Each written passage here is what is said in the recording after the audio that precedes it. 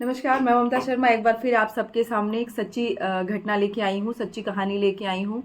इससे पहले मैं आपको ये कहानी सुनाऊँ तो आपको अगर मेरी कहानियाँ अच्छी लग रही हैं तो प्लीज़ आप इसे लाइक, सब्सक्राइब और शेयर ज़रूर करिए मेरे चैनल को। ये कहानी एक ऐसे इंसान की है जो पूरे जीवन बेगुनाह था, लेकिन उसको 23 साल की सज़ा भुगतने को मिली, वो भी अपने देश में नहीं, दूसरे देश में। और गए तो वो नंगे पाँव थे, लेकिन आए वो प्राइवेट जेट में। लेकिन ये कहानी पूरी सुनाऊँ उसके पहले इनकी थोड़ी मैं इस स्टोरी का सार बता देना चाहती हूँ कि एक ऐसी कहानी जिसमें एक बहन जो कि यंग एज से बूढ़ी हो गई, जवानी से अपनी बुढ़ापे की दौर में चली आईं, बस इस लड़ाई के लिए कि मेरा भाई छूट जाए, मेरा भाई घर चला आए। बच्चे छोटे-छोटे थे, जब वो गए तो वो बच्चियाँ गोद में थीं, लेकिन जब वो आए तो बच्चियाँ जवान हो चुकी थीं। लेकिन बच्चियाँ कैसी थीं, घर उनका कैसा चल रहा था, माहौल कैसा था, ये कुछ ऐसी चीज़ें थीं जो कि उन्हें पता ही नहीं था। और आपको बता दें वो कहाँ चले गए, कुछ समय तक उनके परिवार को, उनकी पत्नी को, उनकी बेटी को, उनकी बहन को भी पता नहीं था कि वो कहाँ चले गए। परिवार बेतहाशा खोज में था, लेकिन पता तब चलता है जब उनका एक खत आता है। तो ये कहानी है सरबजीत सिंह की। ये कहानी कोई एक ऐसी कहानी नहीं है जिसे आप आज सुन रहे हैं, शायद आपने काफ़ी बार सुना है। और इस कहानी का जो अंत था वो बहुत ही ज़्यादा अ, गंदा कह सकती हूँ, एक परिवार के लिए बहुत ही ज़्यादा जो है दर्दनाक था। कभी परिवार ने ये नहीं सोचा था कि इस चीज़ का अंत इस तरह से होगा। इस कहानी को मैं आपको सुनाऊँ, आपको मैं बता देना चाहती हूँ कि ये इस पूरी स्टोरी में 5 बार मर्सी पिटिशंस दिए गए, दया याचिका 5 बार दी गई, लेकिन कोई सुनवाई नहीं हुई। इस कहानी में किसी ने कोई सुनवाई नहीं की, सब खारिज होते चला गया। और आदमी जो है, जो बंद था, वहाँ की ज़िल्लतें सहता गया, वहाँ की हुकूमत सहता गया, वहाँ की जो है दरिंदगी सहता गया, लेकिन वो अपने घर ज़िंदा नहीं आ सका। तो ये कहानी 2013 की है। जब ये कहानी 2013 में देश के सामने आई, तो पूरा देश जो है दहल गया कि इतना भयावह अंत कैसे? क्यों? किसी बेगुनाह को इतना भयावह अंत कैसे कोई दे सकता है? बात है 28 अगस्त 2090 की। सरबजीत सरबजीत जो है कबड्डी के एक अच्छे प्लेयर थे। वो अपने ही गांव में जो है अपने फ्रेंड्स की छोटी मोटी टोलियां बना के खेला करते थे, ग्रुप बना के। और आराम से अपनी ज़िंदगी जी रहे थे। छोटी 2 बच्चियां थी उनकी, पत्नी थी, उनकी बहन थी। वो अपनी ज़िंदगी में बहुत खुश थे। आपको पता है कि गांव वगैरह में, पंजाब के गांवों में जब छोटी मोटी पार्टी होती है तो उसमें शराब का सेवन किया जाता है, शराब पीते हैं लोग छोटी मोटी पार्टियों में। एक दिन 28 अगस्त 2090 में वो खेत में अपने अपने फ्रेंड्स के साथ जो है पार्टी मना रहे थे, छोटी मोटी जो है पार्टियां कर रहे थे। और उसमें उन्होंने शराब पी ली और उनके फ्रेंड्स ने भी पी। ये बातें सारी तब खुलती हैं जब वो उनके फ्रेंड्स ये बातें बताते हैं। और शराब पीने के बाद वो सारे फ्रेंड्स अपने अपने घर चले जाते हैं, लेकिन सरबजीत रास्ता भटक जाते हैं। और रास्ता भटकने के बाद वो अपने घर की तरफ ना आके, क्योंकि उनका घर जो उनका गांव है भिंडीवाड़ा, भीखी भीखी भीखी विंड, पंजाब का अमृतसर में एक गांव है भीखी विंड। तो वो अपने घर ना आके, जो भिखी विंड का बॉर्डर लगा हुआ है वो पाकिस्तान से, आपको पता है कि हमारे कभी अच्छे संबंध नहीं रहे, हिंदुस्तान के संबंध कभी पाकिस्तान से बहुत अच्छे नहीं रहे। और जब भी थोड़ा कुछ अच्छा रहा तो अच्छा तो था नहीं, लेकिन जब भी थोड़ा बहुत चीज़ें नॉर्मल हुई तो एक न एक चीज़ें, क्योंकि आपको पता है कि पाकिस्तान की जो है चीज़ें क्या हैं, वो कैसे अपनी चीज़ों से ही पलट जाते हैं, अपनी गलतियों को नहीं मानते हैं, गलती करते भी हैं और उसके बाद फिर मुकर जाते हैं। तो बॉर्डर पड़ता है वहाँ पे, कौसर बॉर्डर है जो है इनके गांव से। भिखी बिंड जो इनका गांव सरबजीत का, भिखी बिंड के जो है गांव का, और वो उसका बॉर्डर लगा हुआ था जहाँ पे ये अपने खेत में काम करने गए थे। तो कौसर बॉर्डर, ये कौसर बॉर्डर क्रॉस कर जाते हैं, तो वहाँ की आर्मी देखती है कि कोई आदमी आ रहा है, वो फिर इनको पकड़ लेती है। और पकड़ लेती है क्योंकि ये नशे में रहते हैं। तो पहले तो उनको लगता है कि ये शायद रॉ के एजेंट हों, लेकिन रॉ के एजेंट इस मतलब जो रॉ के एजेंट होते हैं वो इस तरह से जो है वो नहीं घुसते, वो बहुत प्लानिंग के साथ घुसते हैं वो, कि आपको पता भी नहीं चल पाएगा, क्योंकि वो ऐसी छोटी मोटी गलतियां नहीं करते हैं कि ऐसे ही कहीं पी के घुस गए। लेकिन इनको वहाँ की आर्मी पकड़ लेती है, और वहाँ पकड़ने के बाद इनसे काफ़ी दिन तक पूछताछ होता है, 1 हफ्ते तक, 7 दिन तक इनसे पूछताछ होती है, और वहीं कौसर बॉर्डर के पास इन्हें रखा जाता है।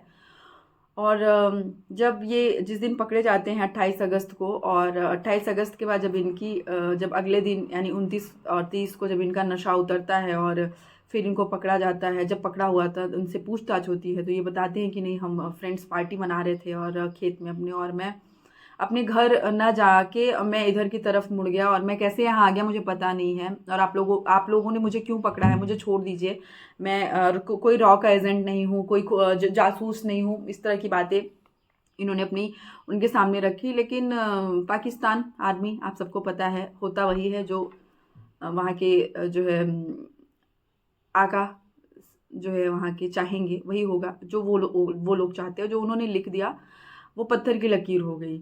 लेकिन उनको फिर वहाँ से जो है 7 दिनों के बाद बॉर्डर से छोड़ दिया जाता है, मतलब सैनिक वहाँ की पुलिस को दे देती है, आर्मी जो है वहाँ की पुलिस के हवाले कर देती है।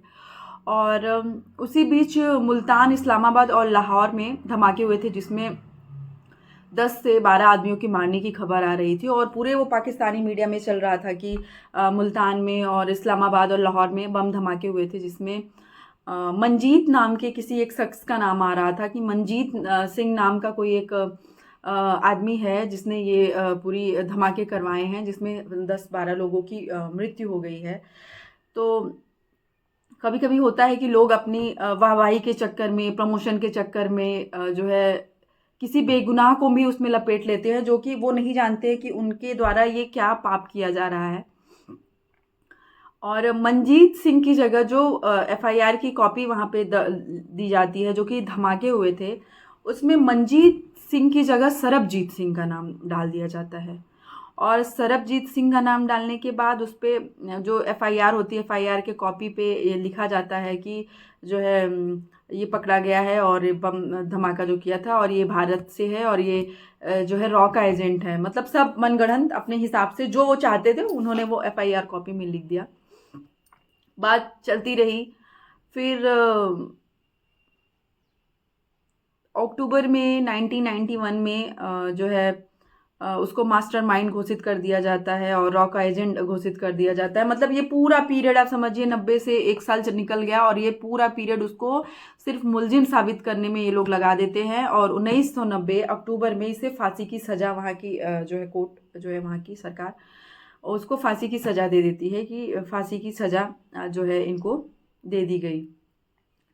और पाकिस्तान जो इसका पासपोर्ट बनाया जाता है, क्योंकि पासपोर्ट तो इसके पास होता नहीं है, सरबजीत के पास पासपोर्ट नहीं होता है। जब वो वहाँ जाते हैं तो क्योंकि इनकी चेकिंग होती है, जो वहाँ की आर्मी पकड़ती है, तो इनके पास से एक पर्स मिलता है, और पर्स में कुछ जो है पैसे रहते हैं, और 1-2 छोटी मोटी फ़ोटोज़ रहती हैं, और कुछ नहीं रहता है। लेकिन वहाँ के पाकिस्तान आर्मी ने फर्जी पासपोर्ट इनका बनाया, और पासपोर्ट में उनका नाम जो है खुशी मोहम्मद रख दिया।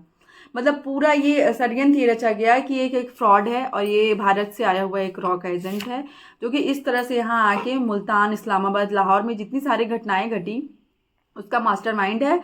और ये सब मास्टरमाइंड का उसको खिताब देते हुए उसको 1991 में जो है उसको फांसी की सज़ा दे दी गई। और वहाँ पे फिर मतलब कि सरबजीत के जो एडवोकेट थे उनकी तरफ से हाई कोर्ट में भी डाली गई पिटीशन कि जो है हमारी सज़ा को माफ़ कर दें, लेकिन वहाँ पे भी कोई सुनवाई नहीं हुई। और हाई कोर्ट में भी, सुप्रीम कोर्ट में भी वहाँ के कोई सुनवाई नहीं हुई। 2005 में वहाँ पे एक वीडियो वायरल होता है जो है पाकिस्तान मीडिया में, और वहाँ उसमें एक आदमी जो अपना बताता है कि जो ये सरबजीत पकड़े गए हैं, या जो ये मंजीत है, क्योंकि उसका नाम बदल दिया गया था, ये जो मंजीत है ये पूरे खेल का मास्टरमाइंड है और इसने ही ये चीज़ें, क्योंकि मैंने देखा है इनको बॉम्ब रखते हुए वहाँ पे, ऐसा उसने कहा। लेकिन ये पूरी चीज़ें तब पलट जाती है, जब पलट क्या जाती है, जब सरबजीत से ये एक वीडियो वायरल होता है वहाँ पे, जो कि सरबजीत भी उसमें बैठ के ये बोलते हैं कि हाँ ये सारी चीज़ें मैंने की है और मैं इस पूरी जो है कांड का मास्टरमाइंड हूँ, जो मुल्तान और इस्लामाबाद और लाहौर में जो बम धमाके हुए हैं ये मैंने किया है, और मैं रॉ का एजेंट हूँ और भारत से आया हुआ हूँ। तो पूरी सनसनी मच जाती है, समझ लीजिए, इंडिया में भी और पाकिस्तान में भी। लेकिन ये सारी चीज़ें उससे पूरी ज़ोर दबाव से, क्योंकि उनका जो लेटर आता है बाद में, तो उसमें ये पूरा कि उनको मेंटली टॉर्चर किया जाता है, उन्हें खाना नहीं दिया जाता, उन्हें मारा जाता है, उन्हें सिगरेट से जलाया जाता है, उनको धुआं जला के जो है उनकी जिस बैराक में वो बंद रहते हैं, बैरक में, उसमें रख दिया जाता है। मतलब बहुत ज़्यादा, जितना ज़्यादा हरासमेंट कर सकते थे चारों तरफ से, उतना ज़्यादा उस आदमी को वहाँ की आर्मी ने, वहाँ की पुलिस ने हरास किया। और 1 अप्रैल 2008 की तारीख फिक्स हो जाती है कि लखपत जेल में इन्हें जो है वो दिया जाएगा, फांसी दी जाएगी। लेकिन जब जब वहाँ पे फांसी का आ जाता है कि फांसी अब इन्हें दी जाती है, तो यहाँ पे भारत जो है, तब भारत हमारी जागती है। और वो, क्योंकि यहाँ से सरबजीत सिंह की जो बहन है वो लगातार लगी हुई थी, यहाँ की सरकार से मिल रही थी, उस समय सोनिया गांधी की सरकार थी, और सब मनमोहन सिंह थे, उनसे मिल रही थी कि मेरे भाई को वहाँ से छुड़वाइए। और वो क्योंकि आपको पता है कि ये वो रॉ का एजेंट नहीं है, बस वो अपने नशे में वहाँ चले गए थे। कभी कभी जो है अपनी कुछ चीज़ें ऐसी होती हैं कि ना करना ही बहुत बेहतर होता है, और नशे की हालत में वो ऐसी जगह पहुँच जाते हैं कि शायद वो, उनको भी नहीं पता था कि मैं ऐसी जगह पहुँच जाऊँगा और ये स्थिति मेरी हो जाएगी और मैं अपने ही घर वालों, अपने ही बच्चों से नहीं मिल पाऊँगा। 2008 में उनकी फिक्स हो जाती है। लेकिन जब यहाँ से दोनों सरकार बात करती है, यहाँ से हिंदुस्तान की सरकार यानी मनमोहन सिंह, और वहाँ के लोग, जब वहाँ की सरकार से वहाँ के लोग बात करते हैं, तो बस ये होता है कि जो 1 अप्रैल की उनकी फांसी की डेट दी गई थी वो हटा के 30 को कर दी जाती है। तो पूरे 1 महीने का टाइम मिल जाता है। इस बीच 2005 में शिनाख्त की जाती है कि पाकिस्तान के जो जो जिस आदमी ने गवाही दी थी 2005 में, जिस आदमी ने ये गवाही दी थी कि मैंने इस आदमी को देखा है बॉम्ब रखते हुए, उसका एक वीडियो रिलीज होता है पाकिस्तान में। कभी कभी होता है कि पाकिस्तानी मीडिया भी कभी कभी अच्छा काम कर देती है। उस आदमी ने ये कहा कि जो है मैंने ये सब कुछ नहीं देखा था, और जैसे यहाँ की आर्मी ने बोला, पुलिस ने बोला, वैसे ही मैंने ये चीज़ें जो है आप मीडिया पे बोल दी थी, लेकिन मैंने नहीं देखा था कि इन्होंने ये बॉम्ब रखा था कि नहीं। इससे बहुत हड़कंप मच जाता है कि अरे मतलब एक बेगुनाह को ये चीज़ें फांसी दी जा रही हैं, और डिसाइड हो गई है डेट जो कि 1 को थी। लेकिन जब यहाँ की वहाँ की सरकारें दोनों आपस में बात करती हैं, तो वो फैसला लेती हैं कि चलिए कोई नहीं, हम जो है 1 महीने बढ़ा देते हैं डेट। तो फिर यहाँ से जो पाकिस्तान के कुछ मानवाधिकार के लोग रहते हैं, जो कि मानवाधिकार कार्यकर्ता रहते हैं वहाँ के पाकिस्तान के, वो सरबजीत का साथ बहुत देते हैं। लेकिन उनका भी नहीं चल पाता, क्योंकि वहाँ की आर्मी ही जो चाहती है वही होता है। लेकिन उन्होंने जो है वहाँ पे भी मर्सी पिटिशन डाला, लेकिन उस मर्सी पिटिशन का भी कोई जो है रिजल्ट नहीं निकला। और उस उन्हें बस ये चीज़ होता है कि मर्सी पिटिशन डाला उन्होंने, तो उनको फांसी को हटा के उन्हें उम्र कैद में तब्दील कर दिया जाता है, और उम्र कैद की सज़ा सुनाई दी जाती है। तो इससे घर वालों को थोड़ी रिलीफ मिलती है कि चलिए फांसी को हटा के जो है उम्र कैद दे दिया गया। और जून 2012 में एक खबर आती है जिसमें बताया जाता है कि सरबजीत अब भारत आएंगे, और वहाँ की मीडिया में चलता है अब ये उनका मजाक था, या हमेशा की तरह वो जो करते हैं बेवकूफ़ी, वो था। और ये खबर चलती है टीवी पे, और हिंदुस्तान में भी बहुत खुशी की लहर जग जाती है उनकी उनकी क्योंकि उनकी बेटियां, जब वो गए थे तो बेटियां जो है बहुत छोटी थी, और अब वो बच्चियां एकदम बड़ी हो गई थी। और क्योंकि वो अपनी जो सरबजीत की बहन थी, यानी उन बच्चियों की जो बुआ थी, उनके साथ वो पूरा उनको छुड़वाने में, उनकी चीज़ें करने में काफ़ी योगदान रहता था उन लोगों का। और उनके घर और पूरे पंजाब में, अमृतसर में, भिखीविंड में जो है बहुत खुशी का माहौल झूम जाता है और पूरा परिवार मिठाइयाँ बंटने लगती हैं और पूरे चैनल्स में हमारे हिंदुस्तानी चैनल पे भी सब कुछ चलने लगता है। लेकिन वहीं फिर पता चलता है कि नहीं, जो है ये जो आदमी है वो सरबजीत नहीं सुरजीत है। सोचिए कैसा मजाक था एक परिवार के लिए, जो कि आदमी पिछले 30 उस समय तो 22 साल हो गए थे जब ये न्यूज़ आई थी, और पूरे 22 साल अपने भाई के बिना, अपने पति के बिना, अपने पिता के बिना जो परिवार रहा हो, उसके बाद उसके पास एक खबर आए कि अब उसका पिता, उसका पति, उसका भाई छूटने वाला है। और अचानक से फिर एक नहीं, सरबजीत नहीं सुरजीत भी जो है वहाँ पे खुफिया के उसमें ही पकड़े गए थे, लेकिन फिर उन्हें सरबजीत को न छोड़ के उन्हें छोड़ दिया जाता है। खैर वो भी खुशी की बात थी, लेकिन क्योंकि इस परिवार को आशा बहुत थी और आशा दे के फिर उनके हाथ में निराशा हाथ लगी, तो इसका थोड़ा सा उनको ये बड़ा मलाल था। और उनकी बहन के बहुत सारे बाइट्स आए टीवी चैनल्स पे और उन्होंने कहा कि नहीं, ये मजाक है और ऐसा मजाक उन्हें नहीं करना चाहिए। और इस बीच बहुत सारे खत आए उनके सरबजीत को अपने फैमिली के लिए, और उन्होंने ये भी कहा कि यहाँ पे मुझे बहुत परेशान किया जा रहा है। मुझे पहले जो यहाँ पे हिंदुस्तानी कैदी बंद हैं उनसे मिलने दिया जाता था, लेकिन अब किसी से मिलने नहीं दिया जाता है, मुझे खाना पीना भी नहीं ढंग से दिया जाता और मेरी तबीयत बहुत ख़राब हो रही है, और आप कुछ पैसा हमारे लिए भेजिए। अपने घर वालों को वो खत में लिखते हैं कि आप कुछ पैसे हमारे लिए भेज दीजिए, और मुझे यहाँ पे बहुत परेशान। और उन्होंने भारत सरकार को भी चिट्ठी लिखी कि मुझे छुड़वा लीजिए, और अगर नहीं छुड़वा पाते हैं तो मेरे फैमिली को आप पाकिस्तान का वीज़ा, पासपोर्ट दिलवा दीजिए, मैं उनसे मिलना चाहता हूँ। लेकिन कुछ नहीं हो पाता है, और यहाँ की सरकार भी नहीं सुन पाती है उनकी चीज़ों को, उनके दुख को, और कुछ इसमें हो नहीं पाता है। और फिर अंसार बर्नी एक वहाँ के वकील थे, अंसार बर्नी, जिन्होंने सरबजीत की बहुत सारी मदद की, मर्सी पिटीशन दिलवाने में, उनके खत यहाँ भिजवाने में। तो कभी ऐसा नहीं होता है कि कहीं कोई एक जगह अगर पर्टिकुलर गंदी है तो वहाँ मतलब अच्छी नहीं है, गंदी का मतलब अच्छी नहीं है, तो सारे लोग वहाँ के अच्छे नहीं हैं।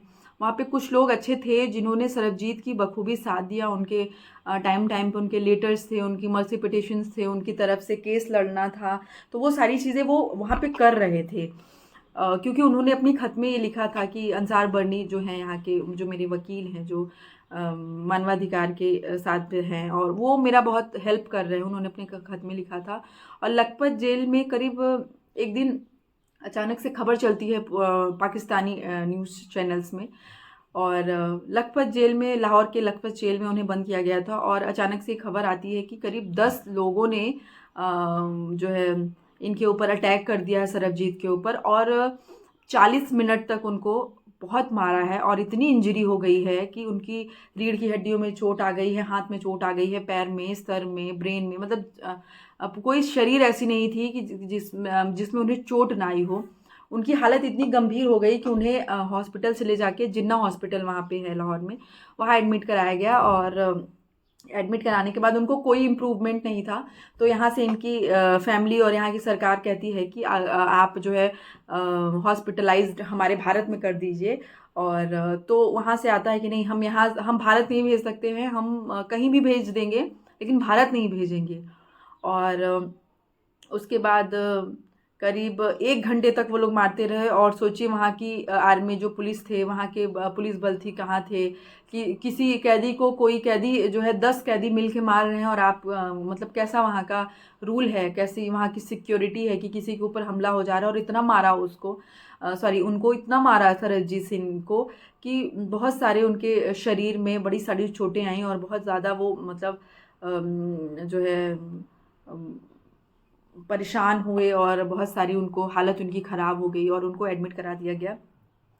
पहले 5 दिन तक तो उनको वहाँ पे एडमिट कराया गया था, और उसके बाद वहाँ के डॉक्टर्स ने, ये 2013 की बात हो रही है, और 2013 में ही फिर डॉक्टर्स ने उनको ब्रेन डेड घोषित कर दिया कि इनका जो है ब्रेन डेड हो चुका है। और 2 मई 2013 को ये खबर आती है कि उनकी मौत हो गई है, इन सभी इंजरीज़ के चलते, क्योंकि उनको बहुत ज़्यादा इंजरी आई थी, बहुत ज़्यादा जो है चोटें उनको आ गई थी। फिर वहाँ पे पोस्टमार्टम वगैरह खैर उन्होंने कराया था, लेकिन फिर यहाँ की उनकी माँ, उनकी पत्नी, उनकी बेटियों द्वारा ये कहा गया, यहाँ की सरकार द्वारा ये कहा गया कि उनकी बॉडी आप हमें सौंप दीजिए और उनकी बॉडी हम जो है दाह संस्कार के लिए अपने अपने ही उनके ही गांव में उनका दाह संस्कार करना चाहते हैं। उन्हें प्राइवेट जेट से लाया जाता है। करीब 9:30 बजे वो जो है अमृतसर आते हैं और फिर क्योंकि फैमिली कहती है कि नहीं, हम फिर से पोस्टमार्टम कराएंगे, कि हमें पता होना चाहिए कि वो किस चीज़ के से ख़त्म हुए हैं। मतलब क्या ऐसी चीज़ उनको मतलब हुई कि जो है उनकी मौत हो गई, मतलब क्या कैसे था, किस वजह से उनकी मौत हुई, ये फैमिली जानना चाहती थी, देश जानना चाहता था, पूरी मीडिया कवर कर रही थी, पूरा देश ये पूरी भारत ये चीज़ जानना चाहती थी क्या कि ऐसा क्या हुआ कि अचानक से खबर आ जाती है कि इनकी मौत हो गई। सबसे ज़्यादा हैरान करने वाली बात तब सामने आती है जब इनका पोस्टमार्टम होता है और पोस्टमार्टम में ये निकलता है कि इनके शरीर के कई सारे पार्ट्स निकाल लिए गए। मतलब एक दरिंदगी की भी एक सीमा होती है, एक मतलब एक इंसानियत होती है जो कि आज कहता है आदमी कि इंसानियत की इंसानियत नहीं मर सकती है, लेकिन शायद उन लोगों में इंसानियत नहीं थी और मरने के आदमी जीते जी तो वो परेशान रहा ही, अपने परिवार से दूर रहा, किस प्रताड़ना में रहा, ये उनके खत बताते हैं कि वो कितने परेशान थे और कितनी सारी उनको वहाँ पे ज़िल्लतें सहनी पड़ रही थी। गाली, कभी भी गाली दे देना, कभी भी मार देना, कभी भी जला देना, सिगरेट से जला देना, कभी भी कोड़े मारने लगना, कितने सारे काम कराना, खाना ढंग पे ना देना और परिवार नहीं था कि कोई मिल ले, कभी हफ्ते में, 10 दिन में, महीने में कोई मिल नहीं पाता था। वो अपना दुख भी किससे व्यक्त करते और मरने के बाद भी उनके मृत शरीर को भी नहीं छोड़ा गया और उनके शरीर के कई सारे पार्ट्स को निकाल लिया गया था। तो जीते जी तो वो थे ही परेशान और मरने के बाद भी उन्हें जो है बहुत सारी जो है प्रताड़नाएं देखनी पड़ी और राजकीय सम्मान के साथ उनका दाह संस्कार किया गया और पूरे 3 दिन की राष्ट्रीय शोक जो है पूरे पंजाब में रखा गया।